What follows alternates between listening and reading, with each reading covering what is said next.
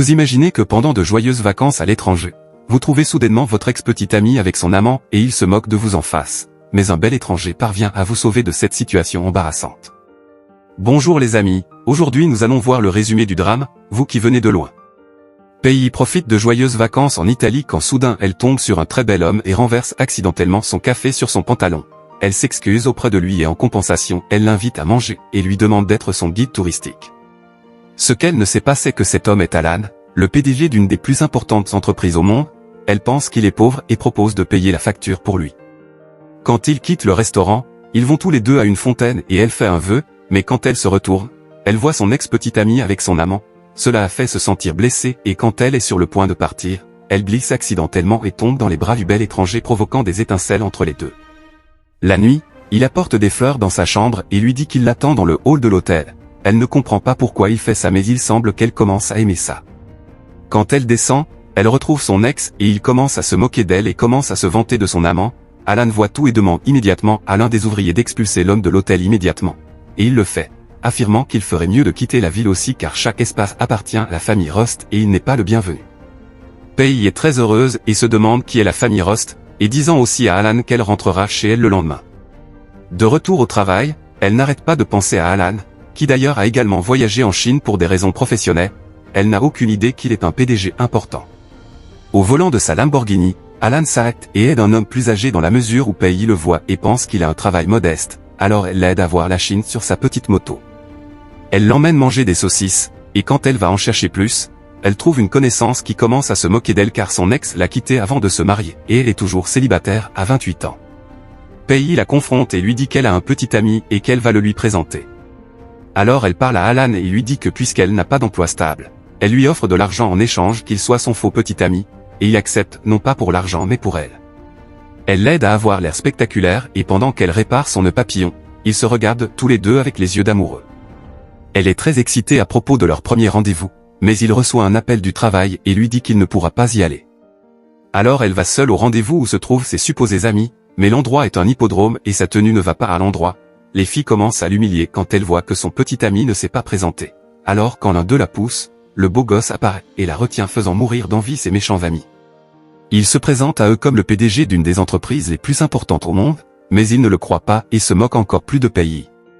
Il le défie de monter à cheval et il le fait. Là ils réalisent tous à partir d'une photo qu'il est le vrai Alan et il reste silencieux, et il leur ordonne immédiatement de sortir de là. Pei est encore confuse partout. Le lendemain, elle trouve un enfant perdu au travail et l'un des surveillants se fâche parce qu'elle pense que c'est son fils et va se plaindre à son patron qui est Alan lui-même. Mais la femme n'a pas réussi et est réprimandée pour avoir bavardé. Pendant ce temps, Pei s'occupe de l'enfant inconnu pendant qu'elle travaille. Un peu plus tard alors qu'elle l'emmène se promener, le surveillant arrive et lui vole le travail qu'elle a fait. Le lendemain, elle le remarque et panique, mais ensuite elle se contrôle et obtient une sauvegarde avec nul autre que le garçon, alors elle parvient à présenter son projet. Elle rencontre le superviseur et l'accuse, elle et Alan, d'avoir volé son projet. Alors qu'ils discutent, le garçon les interrompt et dit à la femme qu'elle est renvoyée pour être une vieille sorcière, et il se présente comme l'oncle d'Alan. Oui, son oncle, c'est le frère cadet de la mère d'Alan. Le bel homme lui dit que sa mère est chinoise, c'est pourquoi elle travaille là-bas. À quel point le garçon lui offre un popsicle et quand elle va manger, elle embrasse accidentellement Alan. Le lendemain, une nouvelle fille est embauchée dans l'entreprise, il s'avère que cette fille l'a rencontrée le matin. À partir de ce moment, elles sont tous les deux devenus de très bons amis, et ce même jour, l'un des collègues a voulu s'en prendre à elle, et Pei l'a défendu. Comme le gars était tellement en colère, il a commencé à dire du mal de l'ami avec ses camarades de classe. Pei l'a entendu et l'a à nouveau défendu. Mais le gars n'a pas pensé à les garder et a fini par leur confier un travail très difficile. Donc ils travaillaient tous les deux jusque tard dans la nuit, et Alan a également veillé sournoisement tard pour s'occuper d'eux, en plus il leur donne un petit cadeau pour les heures supplémentaires.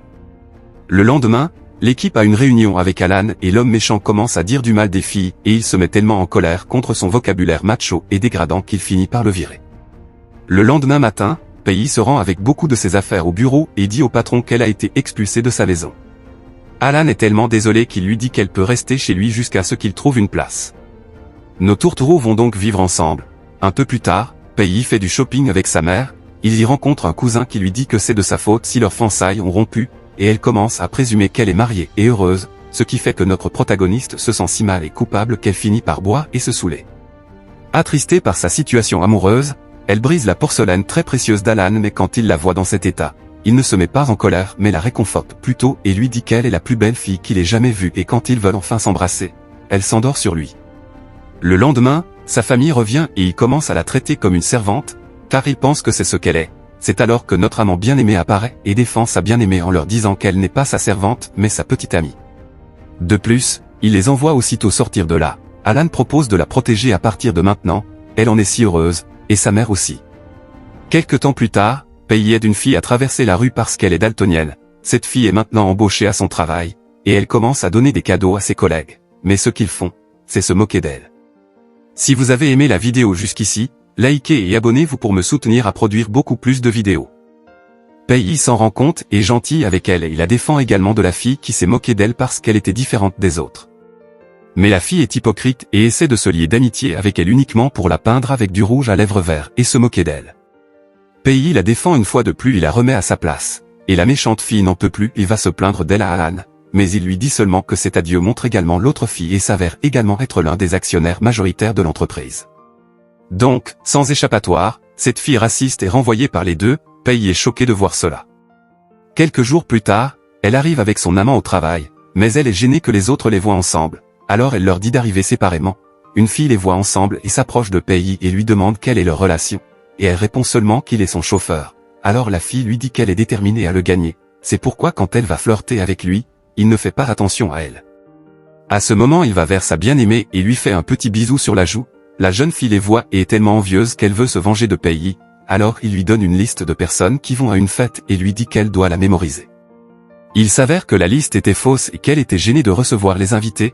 La fille se moque d'elle mais Peggy ne prévoit pas de les garder. Alors elle fait de son mieux pendant la fête. Quand la fille revient pour l'humilier, notre amant bien-aimé arrive et d'une manière très romantique demande à sa bien-aimée de l'épouser devant tout le monde. Elle accepte évidemment, mais la fille envieuse a voulu continuer à l'humilier mais notre beau gosse l'a immédiatement virée.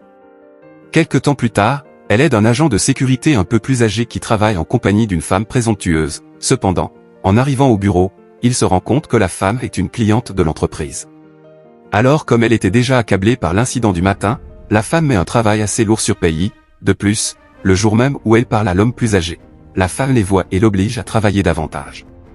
À la maison, elle travaille sans arrêt et son amant bien-aimé l'accompagne et la traite comme une princesse. Le lendemain, la femme n'est pas satisfaite du travail qu'elle fait et chante le rapport encore et Alan voit son humiliation et quand il essaie de la défendre, il ne peut pas. Alors l'homme plus âgé arrive déguisé en cadre et aide nos protagonistes, et il s'avère qu'il était un homme d'affaires puissant et autoritaire. Il leur dit qu'il s'habille en agent de sécurité parce que c'est son quartier et comme il s'ennuie parfois, il aime être là. Quelque temps plus tard, Alan part en voyage, et elle reste pour s'occuper du petit-oncle de sa bien-aimée. Pendant qu'il marche, un autre supposé ami à elle les voit et pense que Peggy travaille comme babysitter. Le garçon lui dit qu'elle a un petit ami, alors la femme lui dit que si tel est le cas, alors elle devrait l'emmener à sa fête de fiançailles. Elle va à la fête, et les femmes commencent à parler de leur mari et combien ils gagnent. Elles essaient aussi d'humilier la protagoniste en disant qu'elle est célibataire parce que son supposé petit ami n'est pas arrivé. À ce moment, le garçon habillé très élégamment arrive et leur dit qu'il représente son petit ami.